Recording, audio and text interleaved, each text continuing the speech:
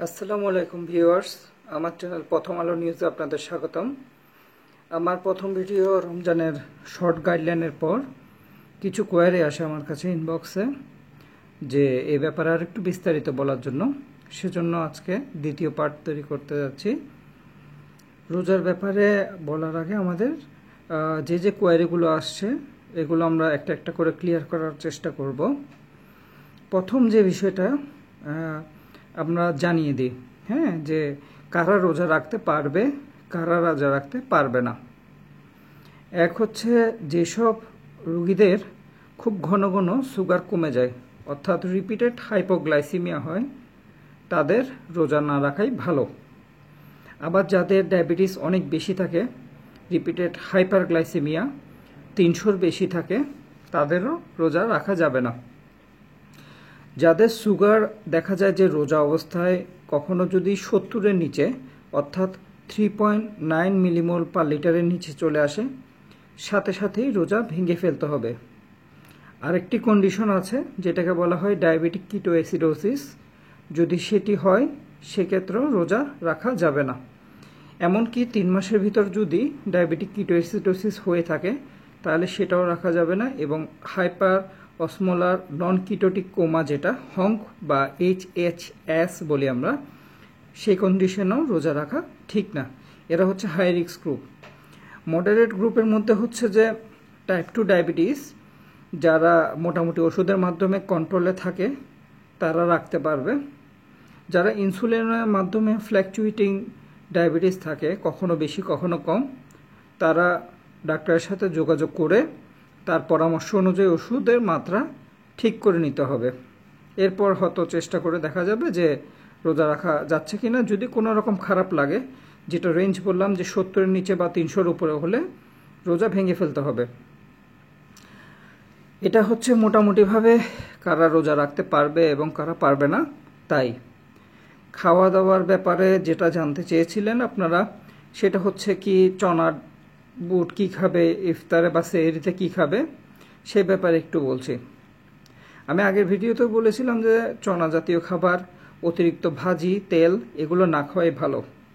যেহেতু সারাদিন রোজা রাখবেন, পানি শূন্যতা বা ডিহাইড্রেশন হবে, সে কারণে আপনাকে ইফতারের পর প্রচুর পরিমাণে পানি জাতীয় খাবার খেতে হবে।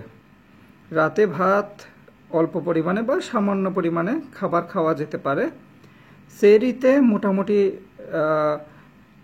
মাত্রা অনুসারেই খাবেন। সেটা আপনার ওষুধের উপর অনেকটা ডিপেন্ড করছে যে আপনি ইনসুলিন নিচ্ছেন কিনা বা মুখে খাওয়ার ওষুধ খাচ্ছেন কিনা, সেটার উপর ডিপেন্ড করে আপনাকে খাবার খেতে হবে। আরেকটা জিনিস হচ্ছে যে মুখে খাওয়ার যে ওষুধগুলা, ওগুলোর ক্ষেত্রে আপনার মেটফর্মিন সাধারণত ডোজ অ্যাডজাস্টমেন্ট রাখে না। আগের ভিডিওতেও বলেছি যে DPP-4 ইনহিবিটরও ডোজ অ্যাডজাস্টমেন্ট লাগে না। সালফোনালিউরিয়াগুলো অবশ্যই সতর্কতার সাথে ব্যবহার করতে হবে আপনাকে। আর এ ব্যাপারে যদি কোনো কোয়ারি থাকে আমাদের ভিডিওতে কমেন্ট করে জানাতে পারেন, আমরা যথাযথ উত্তর দেওয়ার চেষ্টা করব। আর ওষুধের ব্যাপারে মোটামুটি এগুলোই। এখন আসি ইনসুলিন প্রসঙ্গে।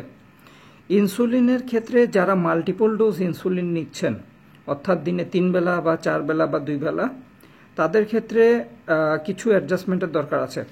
সাধারণত আমরা চেষ্টা করি long acting one time insulin যেগুলো আছে ওগুলাতে বা ইন্টারমিডিয়েট অ্যাক্টিংয়ে সুইচ করার জন্য। এছাড়া রোজা অবস্থায় প্রিমিক্স ইনসুলিনও ব্যবহার করা যেতে পারে যারা মাল্টিপল স্প্লিট অ্যান্ড মিক্স অথবা যে বেজাল বোলাস রেজিমেন্টে আছেন তাদের ক্ষেত্রে। সেই ক্ষেত্রে যদি দেখা যায় যে ইনসুলিনের মাত্রা কমালে ডায়াবেটিস বেড়ে যাচ্ছে, সাথে সেন্সিটাইজার বা DPP-4 ইনহিবিটর অ্যাড করা যেতে পারে। তবে সেটা আপনারা নিজেরা করতে যাবেন না, ডাক্তারের সাথে পরামর্শ করেই করবেন।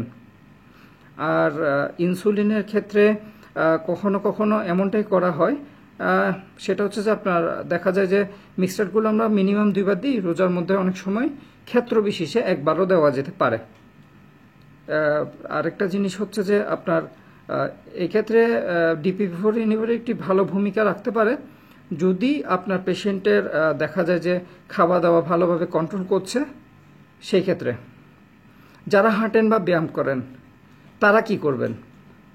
যারা হাঁটেন বা ব্যায়াম করেন তাদের জন্য যেটা পরামর্শ সেটা হচ্ছে যে রোজার সময় সবাই মোটামুটি নামাজ কালাম পড়ে, সুতরাং এটা আপনার এক্সারসাইজ, আলাদাভাবে ব্যায়াম করার কোনো প্রয়োজন রোজার মধ্যে নেই।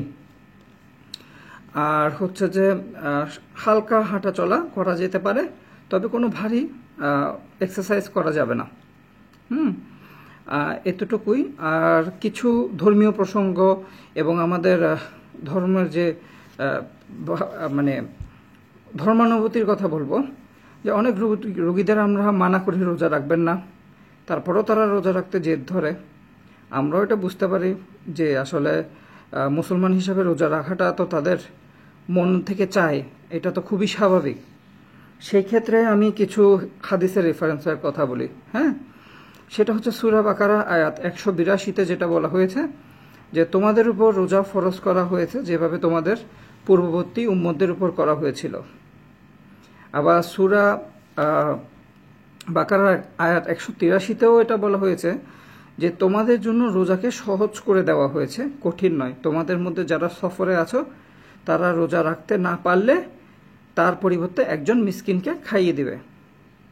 তো সুতরাং একটা জিনিস বোঝা যাচ্ছে যে আমাদের ধর্মে কিন্তু রোজা ফরজ করা হয়েছে, কিন্তু সেটা নিজের ক্ষতি করে নয়।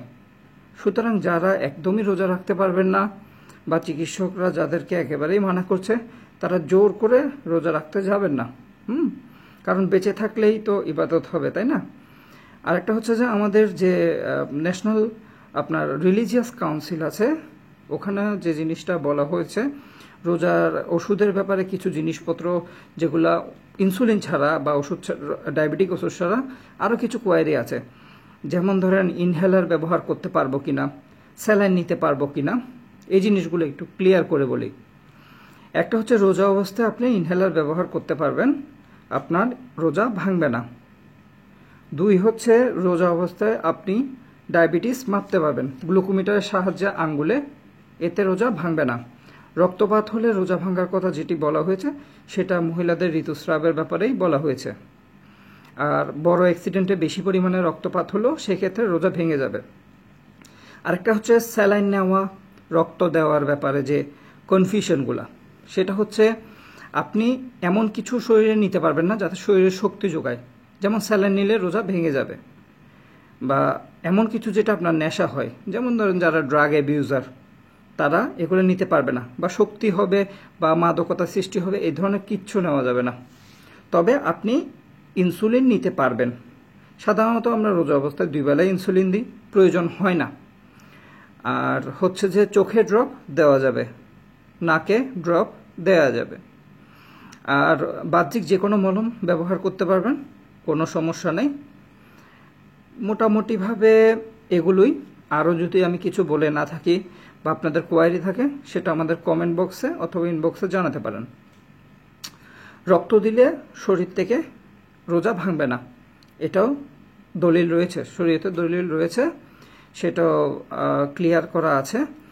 আর রক্ত নিলে রোজা ভেঙে যাবে, অ্যাক্সিডেন্টের কারণে রক্তপাত হলেও রোজা ভেঙে যাবে। মোটামুটি আজকের জন্য এতটুকুই। আর আপনাদের যদি আরও কোনো প্রশ্ন থাকে আমাদের জানাবেন। আজকের পার্ট 2 পরে আমরা আবার পার্ট 3 তৈরি করব। যদি আমাদের ভিডিও ভালো লেগে থাকে তাহলে লাইক, কমেন্ট, শেয়ার এবং ইউটিউব চ্যানেলে সাবস্ক্রাইব করতে ভুলবেন না। ধন্যবাদ সবাইকে। সবাই ভালো থাকুন, সুস্থ থাকুন এই কামনায় আমি ডাক্তার মিশকাত আহমেদ আজিজ সবাইকে বিদায় জানাচ্ছি। ধন্যবাদ।